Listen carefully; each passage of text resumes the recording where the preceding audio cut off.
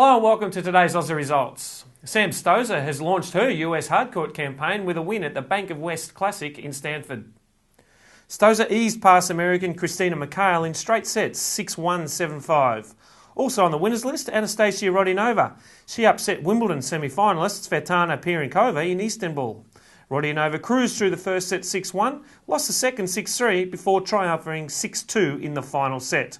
Good news also for Dokic. She's had a first round win at the ITF $75,000 event in Bucharest.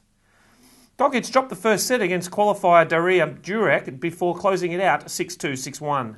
Carolina Ladarchak was beaten in Germany and 2 out of 3 Aussies advanced at a hardcourt event in Great Britain. Bryden Klein has beaten fellow Aussie Joe Sirian at the ATP Challenger event in Granby, Canada. Klein was too good for the veteran Siriani, winning in straight sets 3-3.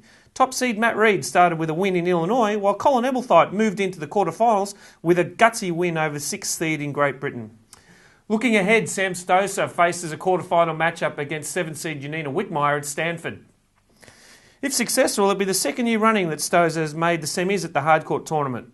Tonight, Jarmila Groth will attempt to join Anastasia Rodionova in the quarterfinals at the Istanbul Cup.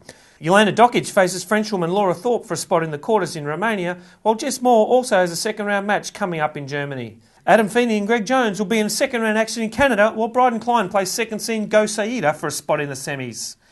Colin Ebblethwaite plays Great Britain's Marcus Willis, and Jared Easton begins his campaign in Illinois.